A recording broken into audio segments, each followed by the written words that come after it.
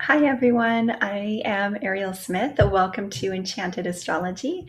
And thank you so much for joining me today because this is actually a really exciting episode for me since this is the first time that we will be really diving into astrology and interpreting a chart through specifically the Western sidereal system and even more specifically using the Fagan-Bradley zodiac. So if you're used to hearing me talk about astrology through the tropical zodiac, this is a little bit of a shift. But what I want to do today is I want to orient us to where we are in terms of the sidereal zodiac and what that story is telling us.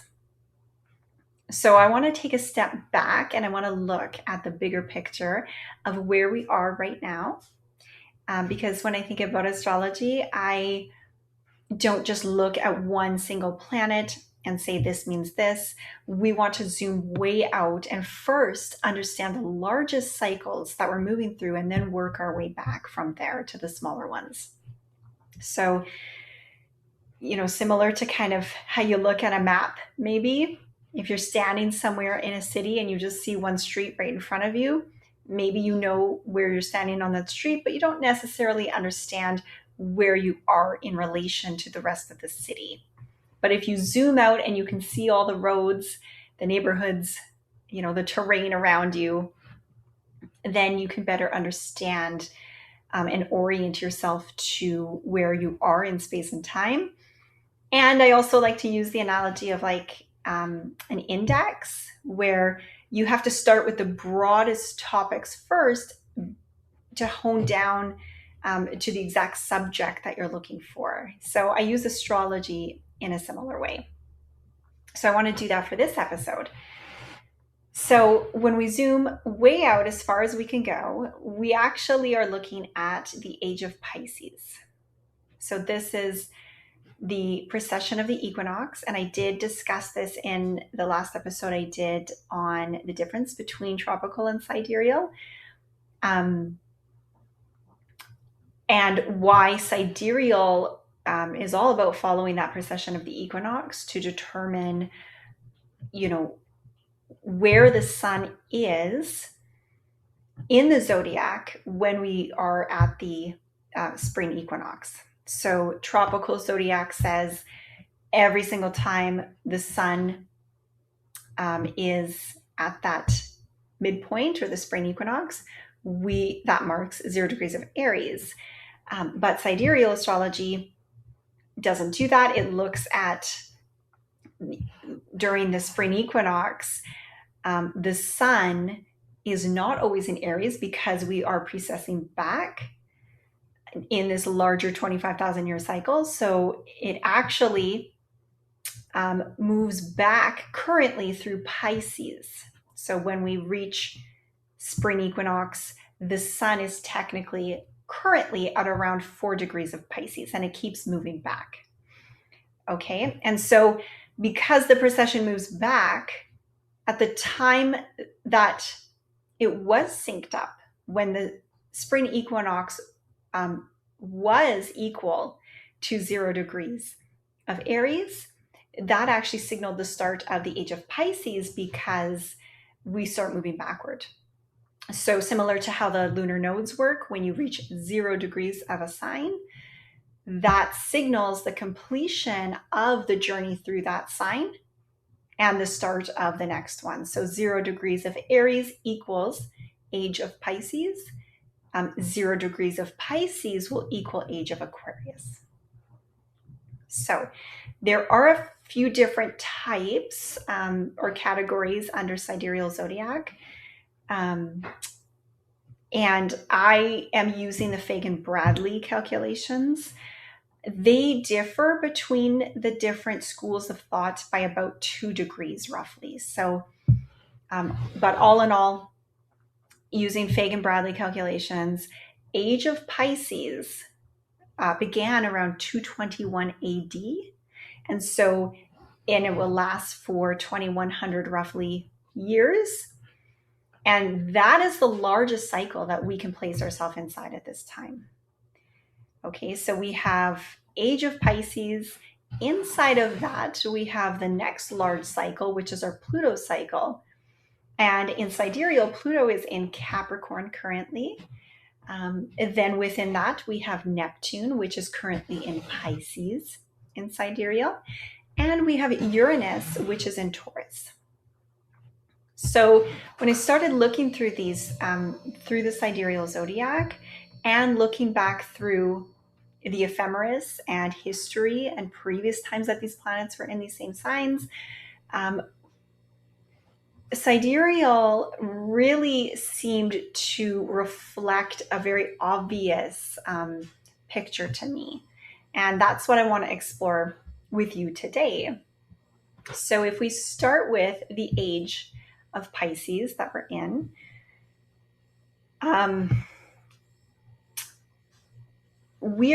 humanity is exploring in the broadest sense Piscean themes.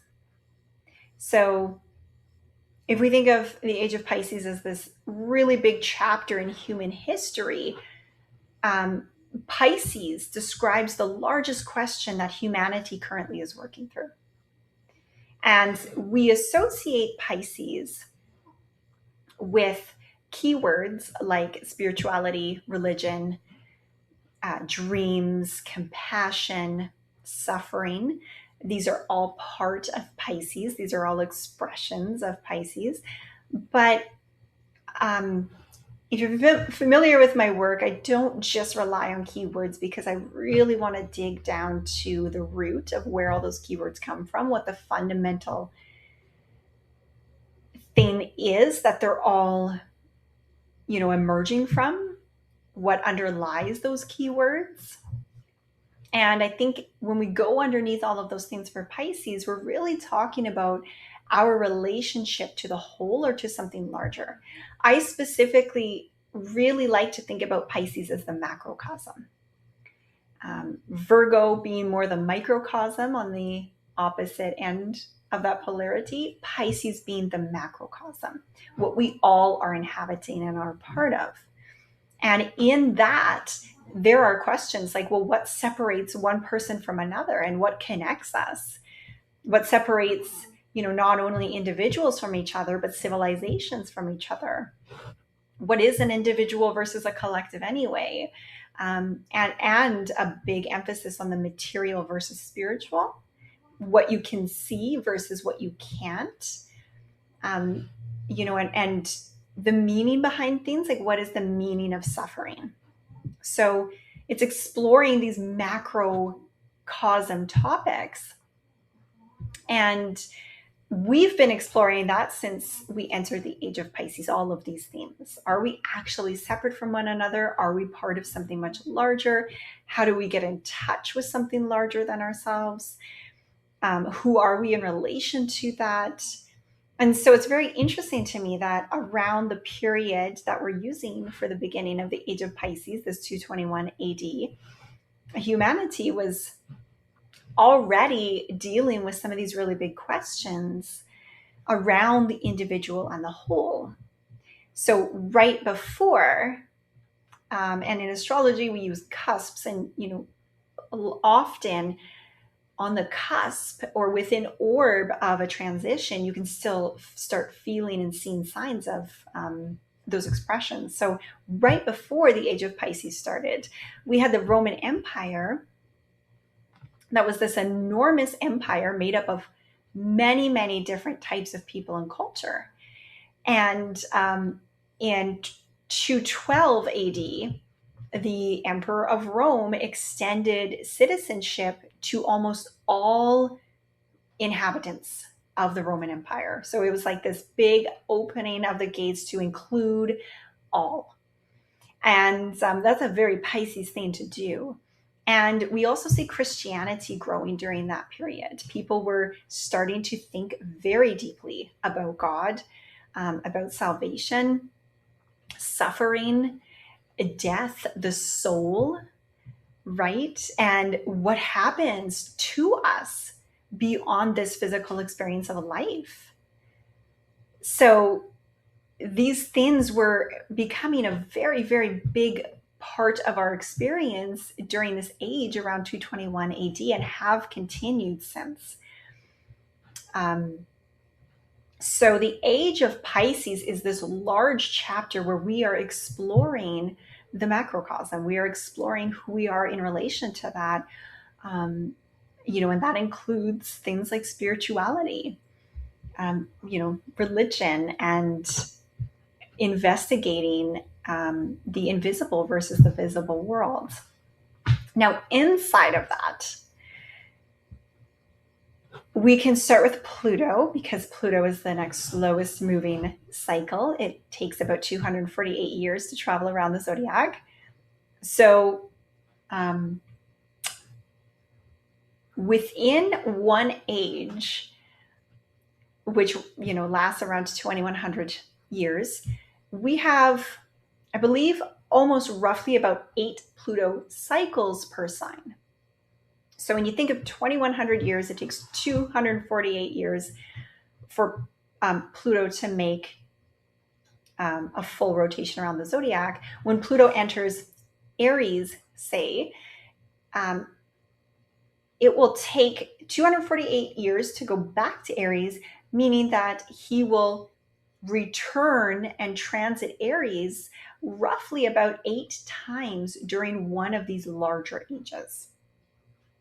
And so, because we are nearing the end of the Age of Pisces, we are currently at the second last Pluto cycle for where Pluto is currently.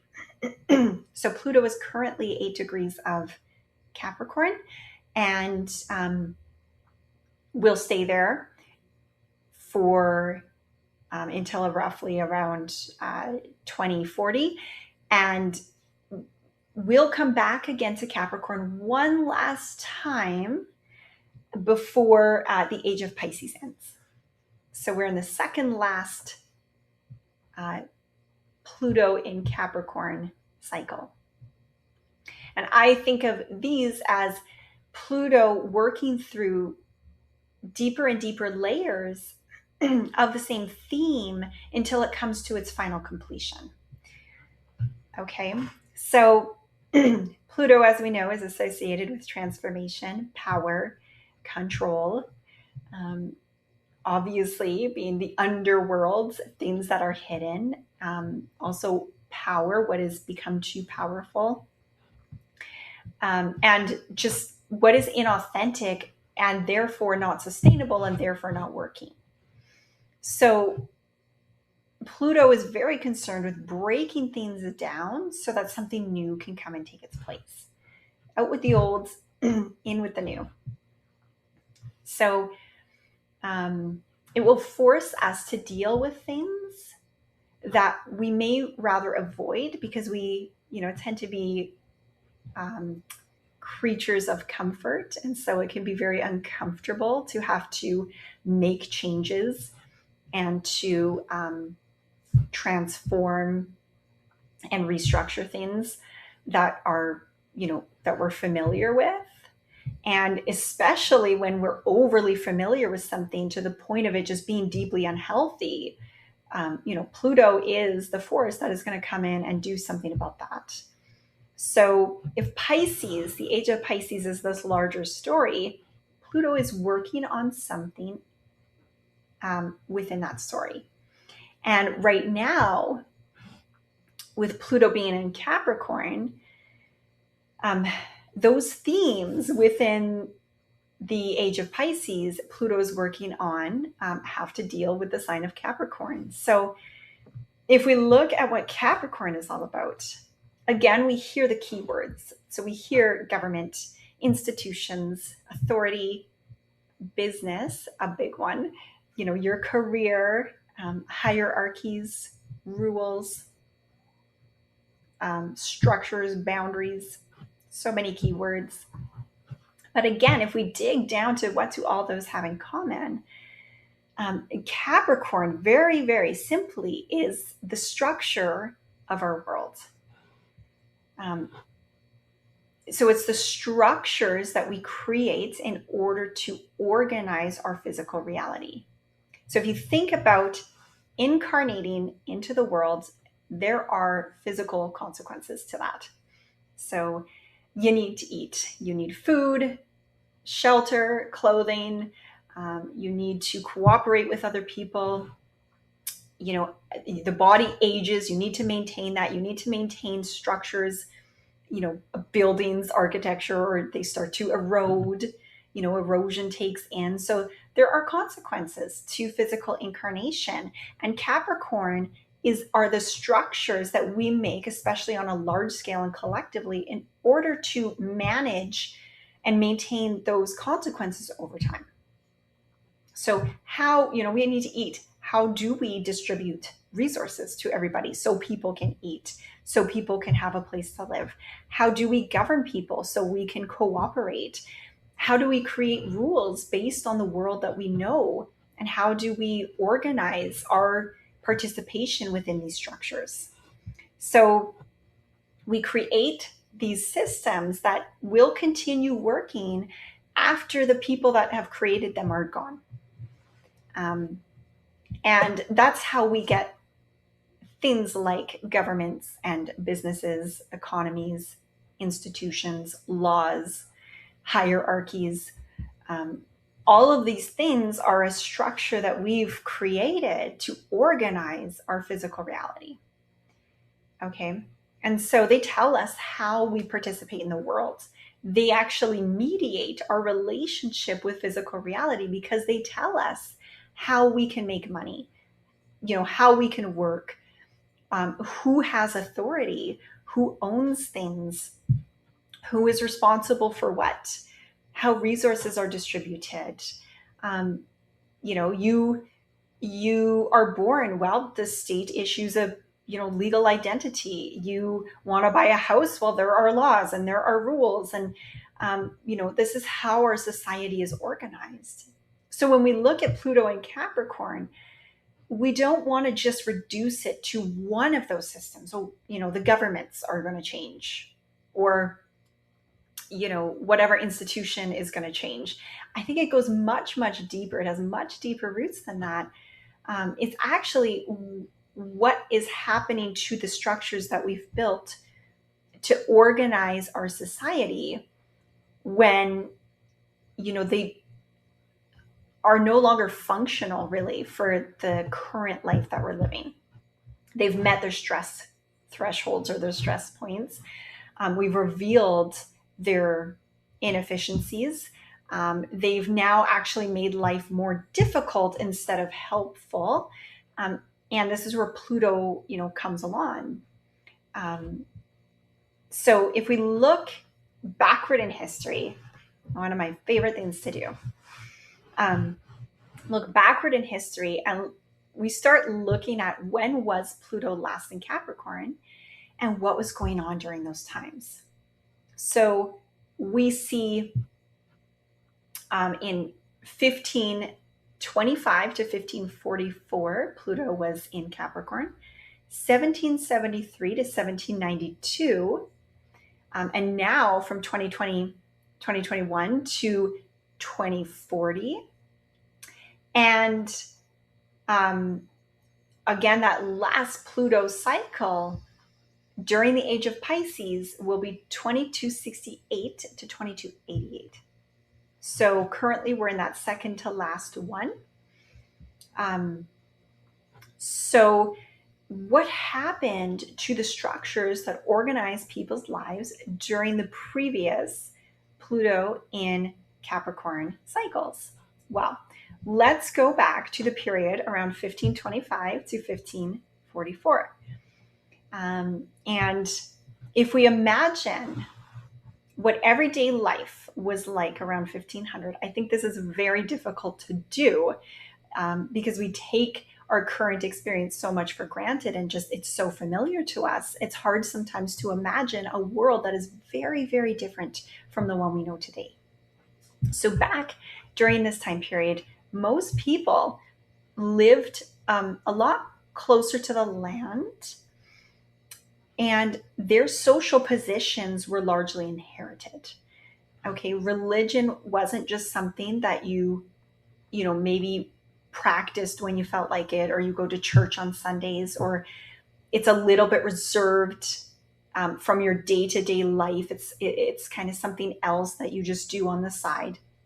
Wasn't the experience. Religion was merged with everyday life back then. So the church was very much involved in marriage, death, education, morality, what is right and wrong and what you should do, charity, and it controlled what people understand that their life meant. So the church wasn't just, oh, it's one institution among many like we know today, where you can pick your church and, if it doesn't resonate with you, go to a different one. No, it was just part of the structure that people lived within. It mediated how they related to the reality. They were the ultimate authority.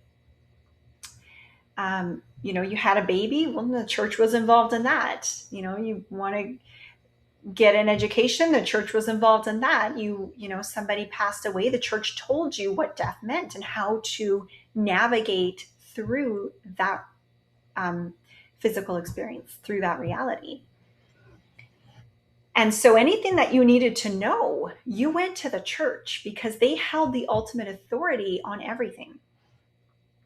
And during this time period, that authority fractured because the Protestant Reformation challenged the authority of the Catholic Church, and people began questioning, well, who has the right to interpret Scripture and to tell me my morality? So all of a sudden, these different churches started to emerge. Different rulers started to choose their own religions that they wanted, their kingdoms to follow. And religious authority fractured and was now divided. And at the same time, actually, what is really interesting about this era is that Copernicus, if we know good old Copernicus, he fractured humanity's understanding of the physical structure of the universe because he came out with the heliocentric model, where the Earth actually orbited the sun rather than a geocentric model of, the sun and everything orbiting the Earth. So the actual literal structure of reality completely changed during that era of Pluto in Capricorn in the 1500s. So it's not just, people changing their religion or diversifying. It is the complete foundational structure through which people understood their lives that changed. So one, example in history of Pluto previously being in Capricorn. Now, when did it go again? Well, it was in Capricorn again between 1773 and 1792. And now we have, once again, a major structure being challenged, which is political authority. So for most people in the world, their experience was that the power was at the top. There were monarchs, there were nobles, and you inherited your social class. And for the vast majority of people, you inherited, the lower social class. And so most people had very, very little say in how their government was run. And then all of a sudden, we have the American Revolution happening. We have the French Revolution happening. We have the Haitian Revolution happening.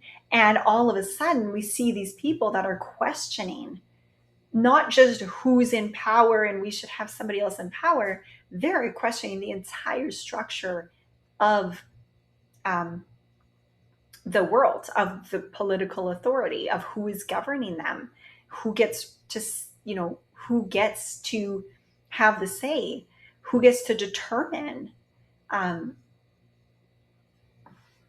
who is running things. Just because somebody's born into that, should that really determine their political power? And where does all this political authority actually come from? I mean, we know the divine right of kings was, that they were given to this, or given their power from God. But, we really were questioning that, and wanting to put more authority and sovereignty back on each individual.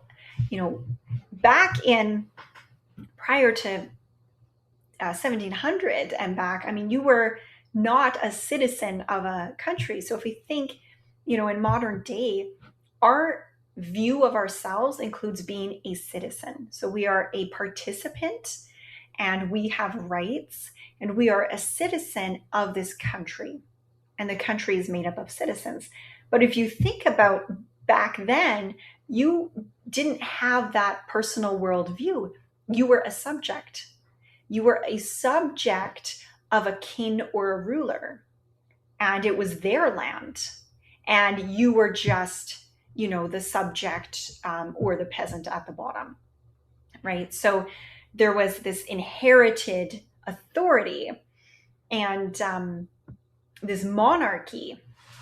And after this time of Pluto in Capricorn, between 1773 and 1792, now we see new forms of government. We see the United States Declaration of Independence.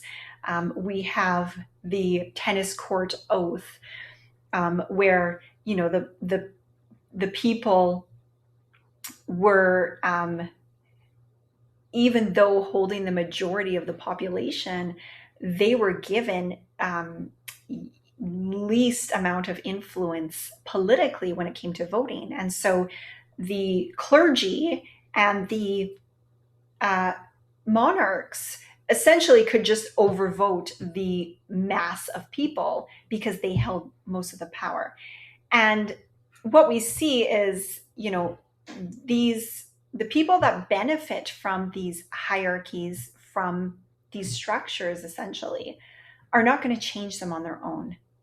So, what happened in the tennis court oath was having all of the masses of people essentially saying, we are the masses of the people. So we are not going to come out until we have a constitution. And so you're not going to get your taxes. You're going to have a huge revolt on your hands. When we all stick together, you can't really bully us when we stand together. So we see massive changes in the structure of the world and how people related to the world during these previous cycles of Pluto and Capricorn. So in the 1500s, who has authority over, spiritual reality and my relationship with my spiritual reality? In the 1700s, who has authority, over political reality, over my status, and who gets to mediate that and say what I'm worth and what I can do. And now we are currently living through another Pluto in Capricorn period. So what is the structure that is being questioned now? What is holding the most authority in our lives now? What is mostly dictating how we relate to ourselves in the world, in an authoritarian or hierarchical way? What is determining our experience? Well, it's largely determined economically, right? Your access to money, your access to education, these institutions holding this, this authority over our experience. So 2020, Pluto entering Capricorn, obviously we have COVID disrupting massively our economy and our experience, corporately. And we are in the middle of this, so it's playing out right now, but we're already seeing a lot of structures being challenged because information is changing. The way we work, the way we learn, the way businesses operate. I mean, you used to have to go to the institution that held authority over information, like a college or university, in order to learn something. You had to go to the authority source to learn something. Not the case anymore. With the internet and AI, you can choose your own source and get your own information. Work, the corporation being that authority, you would have to go with your resume and appeal to the manager, who would, appeal to the VP or the CEO and the corporation. And it was, individual, and then, your manager, and then the corporation, being to mediate your relationship with the economy. Right now, you can make money and participate in the economy without the employer, without the large corporation, right? So money, I mean, the bank, you would have to go to the bank, and participate in their system. And now with cryptocurrency and these alternative, just financial, models, I guess, that's being challenged. So the way that we structure our reality is very, very much being challenged right now, because we can learn without going to schools. We can build businesses without traditional company structures. And artificial intelligence is also starting to do things that we previously thought, were uniquely only humans could do. So now it is challenging what we think defines work, what we think makes something valuable, what makes someone an expert. These institutions, what are you really selling now, or providing? Is it information anymore, or is it you're trying to sell competence, or is it, what is it? I mean, what makes someone an expert anymore? Who gets to control all of this information? What is this institution doing? So I think this is where Pluto and Capricorn is really going to, during this cycle, make a irreversible, drastic change in the structures that we currently live inside and relate to our physical reality with. And obviously, one of that biggest structures is the economy overall, and what determines who gets access to housing, to food, to education, healthcare, work, transportation, and all of these things that are connected within the economic system, within the economy.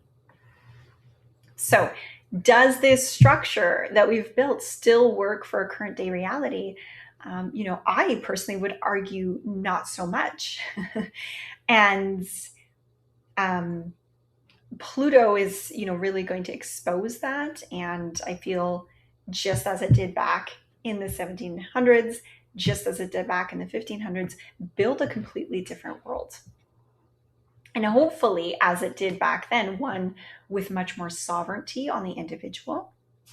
So now, of course, Pluto is one planet in our collection of planets. And we also have Neptune. And so Neptune is currently in Pisces. Neptune entered Pisces back in May of 2022. And we know Neptune, similar to Pisces, is associated with things like boundaries dissolving, spirituality, the unseen realms, your imagination, mysticism and mystery, compassion, and just in general, kind of questioning our reality. And Pisces is Neptune's home sign. So when Neptune is in Pisces, we think about the boundaries between things starting to blur and dissolve and becoming very ambiguous. When Neptune is in Pisces, we see eras that are very ambiguous and confusing. Okay, so what is real? What isn't? What is visible? What is invisible? What is human? What is spiritual? What is connecting us? All of these interesting topics come up during a Neptune in Pisces cycle. Now, the previous cycle was between 1858 and 1871. And before that was 1693 to 1706. So if we look at those, many of you may have keyed in when I said 1693 to 1706. This was exactly the time the Salem witch trials happened, because they were between 1692 and 1693. So right as Neptune enters Pisces, we have the Salem witch trials happening. And this was about people trying to determine whether invisible forces were actually real. It was very confusing. I imagine living through a time where you are being accused of witchcraft. People are saying you're showing up in their bedroom at night. You put a curse on them, you put a hex on them. Topics like, are spirits real? What is supernatural and what is going on in the supernatural world? Who's interacting with the supernatural world? You were accused of being in cooperation with the devil and all of these, spiritual phenomenon. And could that be proven? And so these questions were literally being brought into courtrooms and treated as questions that needed to be answered. So very, very ambiguous time to live through. And also during this time, we also have Newton's Principia that was published. It was published in 1687. And so we have on one side people arguing about and asking about invisible spiritual forces. And on the other side, people are asking, well, can we understand the invisible world using observation and reason? And so what is real? How do we know what is real? Where is the boundary between the unseen and the seen? Where is the boundary between faith and knowledge? So that's a very Neptune in Pisces kind of a question to ask. And now later on, when Neptune entered Pisces again, between 1858 to 1871, this was a time period marked very distinctly with a rise in American spiritualism. So people were holding seances. There was an interest in mediumship. People were trying to communicate with the dead. Some people wanted to even investigate these spiritual and paranormal experiences using scientific reason and data. And so again, we see this time period where we are asking, can the invisible world be understood through the material one? And at the same time, again, we have in 1859, Charles Darwin published The Origin of Species. And now we're asking another boundary question here. What makes humans different? Where do we come from? Are we separate from nature? Are we connected? Are we all part of the same process of life? So very Piscean themes, our overall broader connection. And at the same time, we also have the American Civil War and abolition happening. So big themes of suffering, compassion, the individual versus the collective, our collective responsibility for the suffering of another person. What does it mean to recognize another person's humanity? These, again, Piscean themes and boundary navigation, we're starting to see a pattern. So now Neptune is in Pisces again, and I would say we are again living through a very ambiguous era right now. So Pisces entered earlier May in 2022. We have ChatGPT becoming publicly available around fall of 2022. So all of a sudden, Neptune's in Pisces, and we have machines that can write, create images, generate voices, produce videos, replicate human communication. And all of a sudden, here we are in these themes again. What is the boundary between real and artificial? The boundary between what makes something human and not. Are we separate in this way or not? And for a relatively long time, we had a very firm boundary between what it meant to be human. Machines could calculate, but humans could think. Machines, yes, they can perform repetitive tasks, okay, but humans, we can create. And now that boundary is getting very blurred, very ambiguous. And we're dealing with a different relationship overall to even what we can trust in terms of information. Because we used to think, the eyes were your, proof. If I saw something, well, then it's real. But now all of a sudden, Pisces and Neptune, seeing something doesn't necessarily prove that it happened. So a photograph we know can be generated, edited, photoshopped. A voice can be generated. AI can, generate a person that's completely fictional, don't even exist, right? We're seeing these like deep fakes videos or whatever. I think that's what they're called. And very, very difficult to discern, which is the opposite of Pisces in Virgo, right? Virgo can discern. Age of Pisces, very difficult to discern. Neptune in Pisces, very difficult to discern, what is real.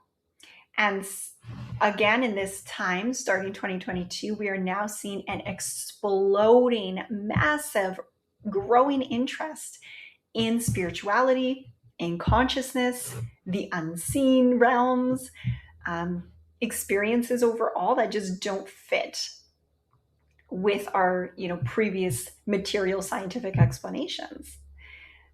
So, very Piscean. Suffering is another Piscean big theme, and we are also seeing enormous amounts of suffering around the world, unfortunately. And this suffering is becoming increasingly difficult to keep separate from us.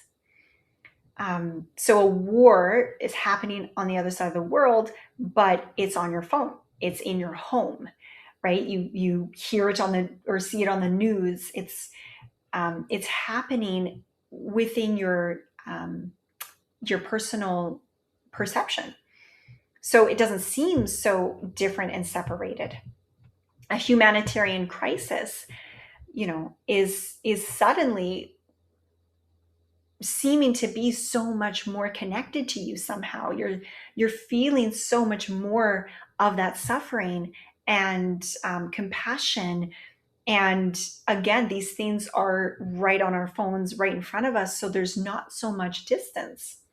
So the boundary between, our lives and the lives of people that we've never met before is starting to become much thin. And so that's bringing us continually back to these Pisces themes What does separate us? Are we separate? If so, where's the boundary? So that is currently another thing we're going through. We're going through this Pluto and Capricorn, completely dealing with our foundational structures of our world, how we organize ourselves as a society. We are dealing with Neptune and Pisces, which is a growing interest in spirituality, the unseen, and living through, very ambiguous, confusing times where it's very hard to discern. We also have Uranus and Taurus. And Uranus and Taurus is dealing with our material foundations. So Uranus entered Taurus June 2024. And as we know, Uranus, the planet of disruption, innovation, sudden changes, technology, liberation, breaking patterns, these themes. And Taurus is a very simplistic, sign of just our relationship with material reality. So what is material reality? What is here? What is it? There's money, there's food, there's land, property, there's your resources. What you need for security, what you value, your physical body, things like that. So what we depend on to have a physical life. And so Uranus and Taurus is suddenly changing. Uranus and Taurus will suddenly change things that we depend on for stability in this physical life. So again, Uranus has been in Taurus before, 1688 to 1695, 1772 to 1779, 1856 to 1863, 1940 to 1947. I'm sure we all can recognize that period in time. And now 2024 onward. So if we look back at some of these dates, 1688 to 1695, during the late 1600s, England was starting to develop new financial structures. And exactly during this chunk of time, in 1694, the Bank of England was actually established. So the government was innovating and developing new ways of borrowing money, raising taxes, financing war that was becoming increasingly expensive. So we're seeing changes in how society organized their money and resources. And again, we have those Salem witch trials happening in this broader period as well. Then Uranus and Taurus again, 1772 to 1779. Well, there was a massive financial crisis in 1772 that spread all through Britain, Europe, and even American colonies. This was a crisis. Banks failed. We had businesses that collapsed. Credit was disrupted. And at the same time as this, the Industrial Revolution was also beginning. So production was changing. Machines were doing human labor. And the material world was at this time changing on a scale that would completely transform civilization. So Uranus and Taurus completely changes our relationship with our resources. Uranus and Taurus, 1856 to 1863. Again, we have another financial crisis. Banks failed, businesses collapsed, railroads were very hard hit during this time, and we had the American Civil War. So during this time, Uranus and Taurus was bringing up what can actually be owned. Can another human being actually be property? Is that right? Who has the right to own land or another person? So Taurus themes of property, resources, ownership. Uranus of liberation, freedom. Uranus, again, was in Taurus 1940 to 1947. And this is such a literal manifestation of Uranus and Taurus. We couldn't get more Uranus and Taurus if we tried. Unfortunately, we have World War II. The material world was completely disrupted. Like, okay, there's a massive war. We need to convert this factory to make bullets now. Sorry, everybody, let's get out of here and start making bullets. Resources were rationed. We had to, really disrupt the resource chain. Transportation was changed. Manufacturing changed. We restructured to accommodate for the war. We restructured the resources to accommodate for the war. And then the most literal expression of Uranus and Taurus is the atomic bomb. So we discovered a way to release enormous amounts of energy from the structure of an atom. And it doesn't get much more literal of Uranus and Taurus. With Uranus, they used uranium in the atom. Uranus, uranium. In Taurus, bombing the earth. And so, we really saw these disruptions, these innovations, these surprises happen during this time period with the war, when Uranus was in Taurus.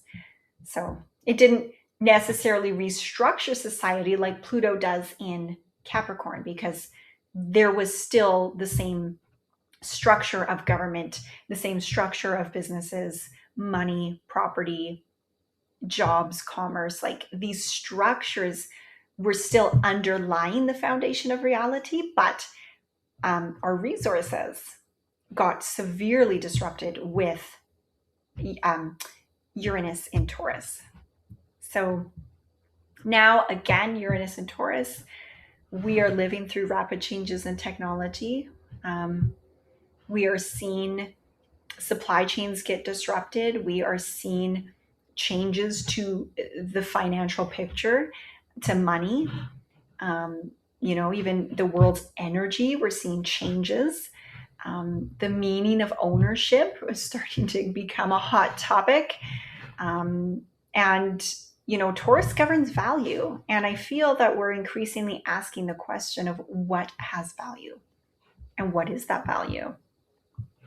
And especially as it relates to the economy with the rise of AI, because what is the value of this labor? What is the value of this task? What is the value of money? All of these Taurian themes are really coming into question with this Uranus and Taurus transit. So if we zoom back out and we put it all together, we have the Age of Pisces, which is the larger theme of humanity exploring our relationship with the macrocosm, the whole. And then we have within that Neptune in Pisces, exploring where boundaries even are, what is real. Uranus in Taurus is, dealing with the material resources and deeply changing that, what has value, what happens to these resources in this ambiguity, and in the structural changes of Pluto and Capricorn, which is dealing with the foundational structure of our reality that we've built. What needs to change? Who gets to have the power? Who gets to have the say and make the rules? How do we organize ourselves as society? I really liked the Declaration of Independence during that previous Pluto in Capricorn transit, where they literally consciously sat down and asked, how do we structure a government? We had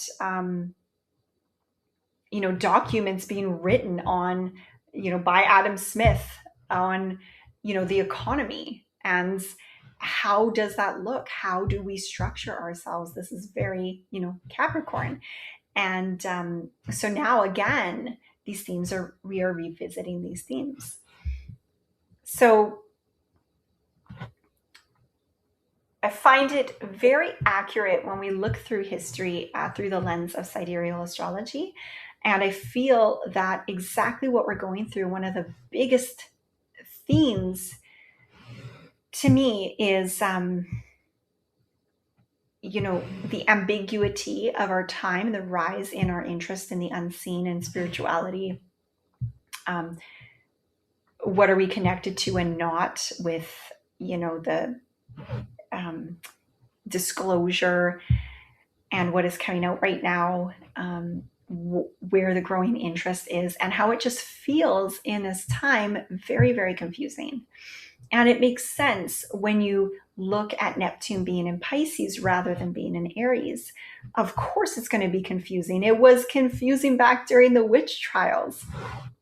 It was confusing during the height of American spiritualism, when it was, seances, and people were very much invested in investigating the spiritual realms. And, of course, we're coming back to that again. So it's to be expected, rather than feel disoriented and feel like I don't know what is happening. When we look at the astrology, we can say this is what's happening, and we can understand what we're going through. We can orient to this period of time, and we can look at where we are today, how long we think it's going to last, based on Neptune having a roughly 14-year transit through a sign. And we can plan for that. So we can also, plan for the foundational structures that we are used to, that we know our world through, that mediate our experience with physical reality, also changing because they did before, when Pluto was in Capricorn. So, a very, very interesting time to be in. And as we progress through the Age of Pisces, we are now getting to those late degrees.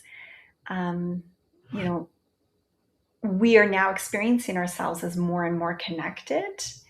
And that makes sense with the astrology. It makes sense with our experience, our lived experience.